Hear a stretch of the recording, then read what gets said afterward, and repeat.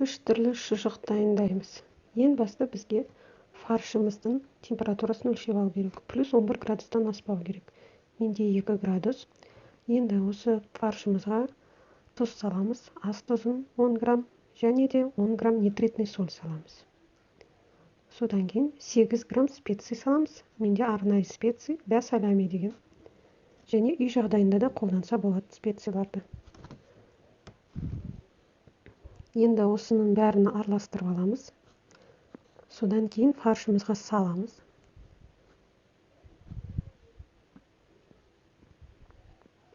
Фаршымызға салдық. Енді фаршымызды жақсылап тұрып араластырамыз. Қолмен де араластырсаңыздар болады, бірақ мен миксермен араластырамын. Өйткені қолмен дұрыс араласпай қалуы мүмкін. Өйткені фарш өте суық, салқын болғаннан кейін дұрыс араласпау мүмкін. Ең басында миксермен қолданып, содан кейін қолмен араластырамыз. Фаршымыз салқын болса, плюс 11 градустан аспаса, жақсылап араластырғаннан кейін бізде белковая нить деген пайда болады. Яғни біздің фаршымыз өте тығыз болады, және бір-бірінен ажыратқан кезде жіптің сияқты іздері қалады. Фаршымыз салқын болмаса, біздің колбасамыз котлет сияқты пісуі мүмкін. Енді қолымызбен жақсылап тағы да араластырып аламыз. Араласқанға бір 10 минутта кетеді. Міне өздеріңіз көрсеңіздер, өте тығыз және де өйстіп ажыратқан кезде жіп сияқты созылады. Енді қайтадан өлшеп көрейік. Бізде міне 4 градус болды. Енді бетін пакетпен жауып, салафанмен, немесе содан кейін үстіне жазып қоямыз. Ал келесі дайындайтын шұжығымыз ол краковский болады. Температурасын фарштың өлшеп алдық. Менде өте салқын, сондықтан 0 градустан төмен көрсетіп тұр. Енді краковскийға да ас тұзын саламыз. Содан кейін нитритный соль саламыз. Және бұл жерде мен әдейі үй жағдайында қолдана алатын приправаларды көрсету үшін сіздерге осылай приправаларды салып маринад жасап жатырмын. Ол үшін мен кориандр қолдадым. Рецепті жазылып тұр: бұрыш, чеснок және паприка. Паприка рецепте жазылып тұрған жоқ. Өзім жақсы көргендіктен паприканы сала беремін. Көз мөлшерде де приправаларды салсаңыздар болады. Осының бәрін салып, жақсылап араластырып аламыз.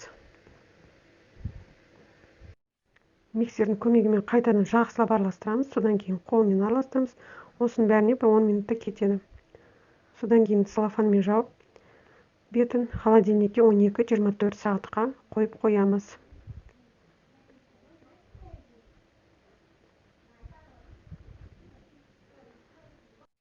Біз тек колбасаны осылай жақсы маринадталғаннан кейін 12-24 сағаттан өткеннен кейін ғана оболочкаға саламыз.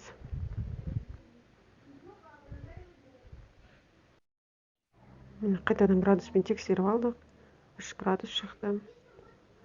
Бетін жауып, шұжық дайындағанын шатаспау үшін жазып қоямыз краковский деп. Келесі дайындайтын колбасамыз бізде докторский. Докторскийға да тура солай жасаймыз. Ең бірінші фаршты өлшейміз, содан кейін тұздарды саламыз. Ас тұзын, нитритный сольді және специяларды. Осының бәрін салып, жақсылап араластырып аламыз. Бұнда да мен арнайы специяды қолданамын. Докторский колбасы деген.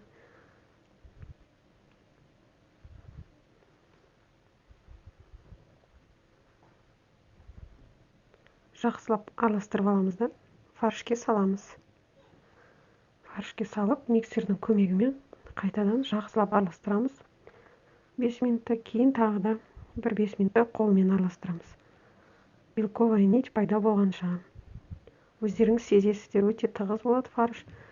Және де жіп сияқты суреті салынып тұрады етте.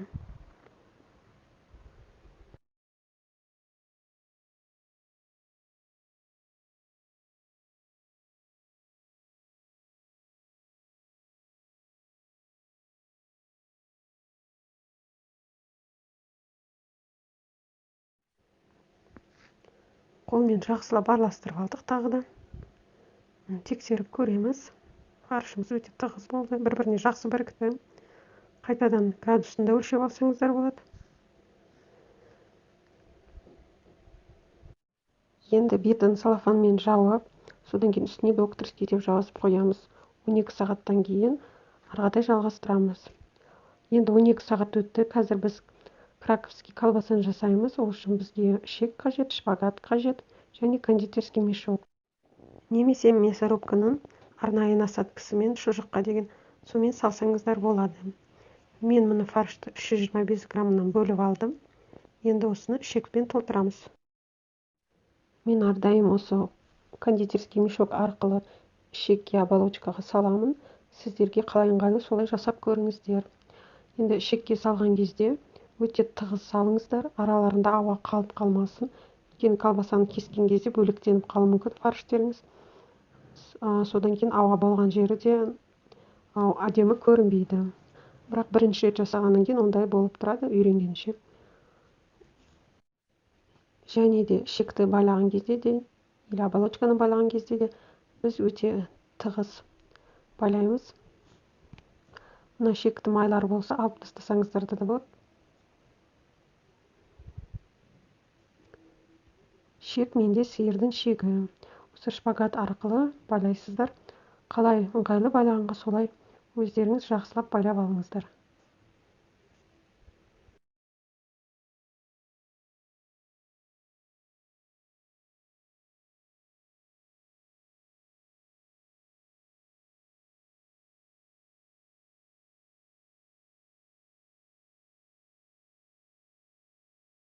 Енді бізде краковскийдан 3 болады, осылай тағы да 2-ін жасап шығасыздар.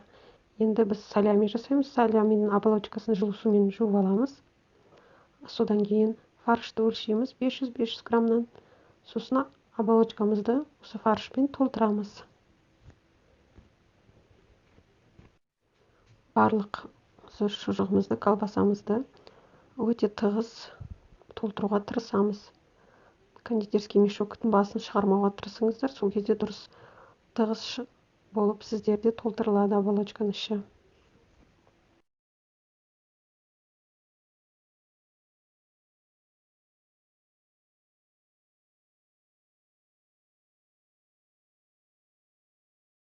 Енді шпагат жіптің көмегімен мен осылай байлаймын. Видеода дұрыс көрінсе қарап алсаңыздар болады.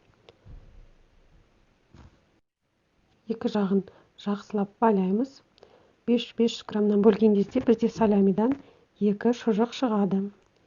Видеода бір шұжық көрсетілген, екіншісін тура солай жасайсыздар.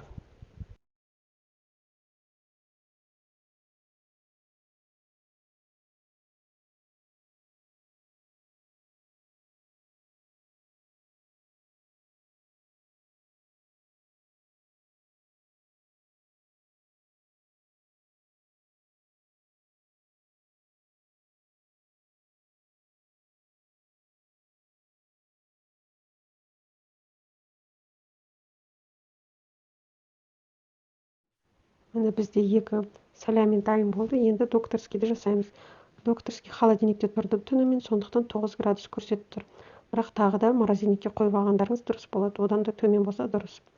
Енді бізге ол үшін фаршты 500 граммға бөліп аламыз да. Бізге сүт қажет және жұмыртқа қажет. Сүт 120 грамм, жұмыртқа бізде 30 грамм. Фаршымызды 2-ге бөлдік 500 граммнан. Енді осы фаршымызды блендерге салып, 120 грамм өте салқын мұздай сүтке 30 грамм жұмыртқамызды құйып араластырып аламыз. Сүттің орнына сливки де қолданса болады. Әсіресе сіздерде майсыз фарш болса өте жақсы болады. Енді ең басты бірінші жақсылап фаршымызды араластырамыз. Кейін аздап сүт пен жұмыртқамызды арасына құйып тұрамыз. Сөйтіп 2-3 рет құйып саламыз блендердің ішіне. Жақсылап бәрін блендермен араластырып аламыз.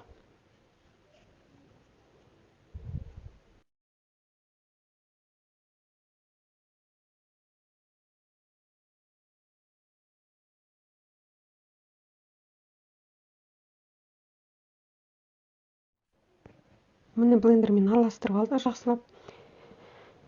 Енді фаршымызды кондитерский мешокқа саламыз да оболочкаға толтырамыз. Арнайы өзінің оболочкасы бар, полимидный деген, соған толтырамыз. Фаршымыз осындай болып шығады.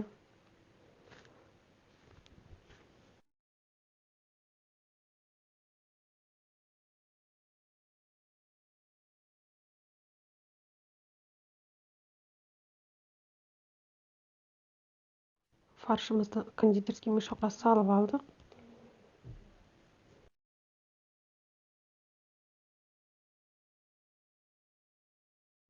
Енді полимидный оболочкаға фаршымызды салып толтырамыз.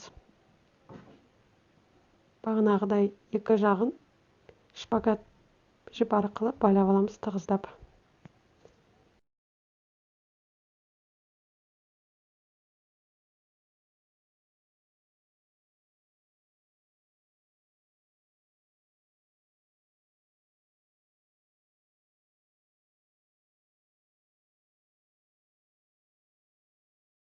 Докторский шпагат арқылы екі жағынан жақсылап байлап алдық. Енді колбасаларымыз бәрі дайын. Термометрді краковскийға немесе салямиға енгіземіз. Докторскийға тек 2 сағаттан кейін енгізіп тексерсе болады. Мен термометрді салямиға салдым. Колбасаларымыздың бәрін арнайы решеткаға салып, духовканы пештің соған пісіреміз. Конвекция вентилятор арқылы пісіреміз. Менде духовканың сыртындағы градусты 90 градус тұрады, ішкі градус 80 градус деп пісіремін. Міне духовкаға салдым колбасаларды, 90 градус вентилятор. Енді осымен 70 деген градусқа жеткенше пісіреміз. Міне 70 градус болды.